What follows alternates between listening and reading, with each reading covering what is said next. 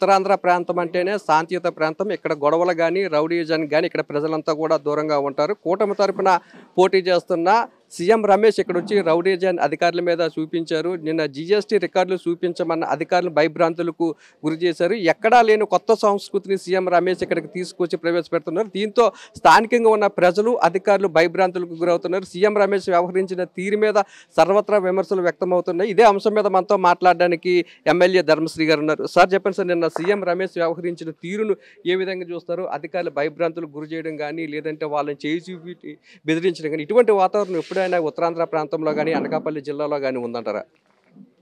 అనకాపల్లి జిల్లాలో కానీ మా చోడవరంలో కానీ ఉత్తరాంధ్రలో కానీ మా సైడ్ ఎప్పుడు కూడా ఇలాంటి రౌడీజం చేయడం అధికారులపై జులం ప్రకటించడం ఇలాంటివి లేవు.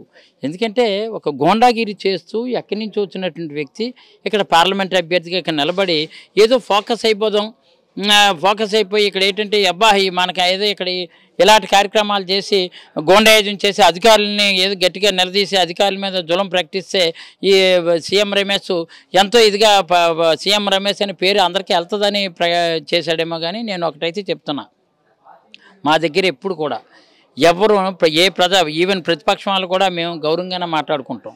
కానీ ఇక్కడ సీఎం రమేష్ ఏంటంటే నిన్న అమాంతంగా ఎవరో టైల్స్ బుచ్చిబాబు అనే వ్యక్తి అక్కడ స్థానికుడు ఆయనకి ఏంటంటే మరి ఆయన అజ్ఞానం తెలియదు, సంస్కారం లేకుండా ఆయన మాట్లాడిన మాటలు వీళ్ళు ప్రొవోక్ చేసినటువంటి మాటలు పెట్టి ఆయనకి మాకు ఎటువంటి సంబంధం లేదు.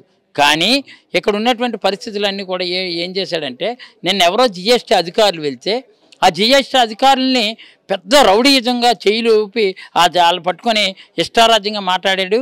ఎక్కడి నుంచి వచ్చినటువంటి సీఎం రమేష్పై ఇమీడియట్గా అధికారులు కూడా చర్య తీసుకోవాల్సినటువంటి అవసరం ఉంది. ఎందుకంటే ఇది మంచి సంకేతం కాదు. ఎందుకంటే ఆ జిఎస్టీ అధికారులు ఎందుకు వెళ్ళారో తెలియదు. అసలు జిఎస్టీ అధికారులు వెళ్ళినటువంటి సంగతి కూడా మాకు తెలియదు.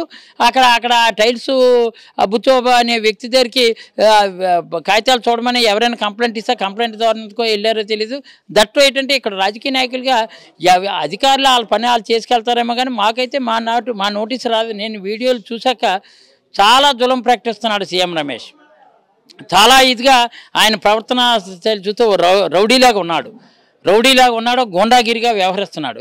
ఇలాంటి వాళ్ళకి ప్రజలకు అనకాపల్లి ప్రజలు కూడా బుద్ధి చెప్పాలా. ఎందుకంటే ఎక్కడి నుంచి వచ్చినటువంటి వాడు ఇక్కడికి వచ్చేమో రాజకీయాలు చేయడానికి వచ్చావు అంటే నీవు ఒక పెట్టుబడిదారు కాబట్టి ఇక్కడ తెలుగుదేశం అభ్యర్థులందరూ కూడా కోట్లు కుమ్మరించి వాళ్ళ ద్వారా డబ్బు పంపిణీ చేసేద్దామని నువ్వు అనుకుంటున్నావు.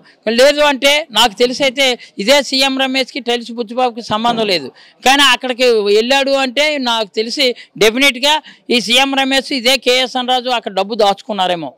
డబ్బు నిజంగా రేపు ఎలక్షన్లో ఖర్చు పెట్టడానికి ఆయన డబ్బు దాచుకున్నారేమో అని నాకు అనుమానం కలుగుతుంది నిన్న జరిగినటువంటి తీరు చూస్తే.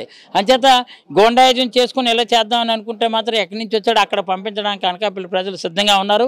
అంచేత సీఎం రమేష్ కూడా నేను చెప్తున్నాను, మీ ఎప్పుడు కూడా శాంతియుతంగా ఉన్నట్టు మా అనకాపల్లి పార్లమెంటుని రౌడీజం కింద మార్చాలని రౌడీజంగా చేద్దామని అనుకుంటే మాత్రం తగిన గుణపాఠం నీకు ప్రజలు చెప్పడానికి సిద్ధంగా ఉన్నారని మాత్రం తెలియజేస్తున్నా. నువ్వెవడో ఇక్కడికి వచ్చేమో ఇక్కడ చేయడానికి ఇక్కడికి వచ్చావు. ఇక్కడికి వచ్చిన తర్వాత ఏదైనా సరే నువ్వు మాట్లాడేదానికి అర్థం ఉందా? నిజాలు తెలుసుకొని మాట్లాడాలి.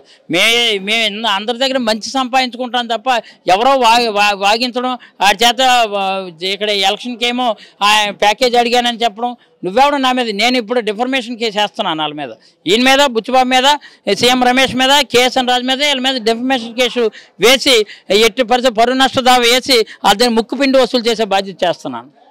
సీఎం రమేష్ ఎక్కడి నుండి వచ్చి ఇక్కడ ఒక రౌడీలా గోండాలా వ్యవహరిస్తున్నారని అటువంటి వారిని ప్రజలు ఇక్కడ ఆదరించడని ఎక్కడి నుండి అయితే సీఎం రమేష్ వచ్చి మళ్ళీ అక్కడికే పంపించడానికి ఇక్కడ ప్రజలందరూ కూడా సిద్ధంగా ఉన్నారని నిన్న తన పరువుకు భంగం కలిగించే విధంగా మాట్లాడినారు. సీఎం రమేష్ మీద పరువు నష్టం దావా కూడా వేయడానికి తను సిద్ధంగా ఉన్నట్లు ఎమ్మెల్యే ధర్మశ్రీ చెప్తున్నారు.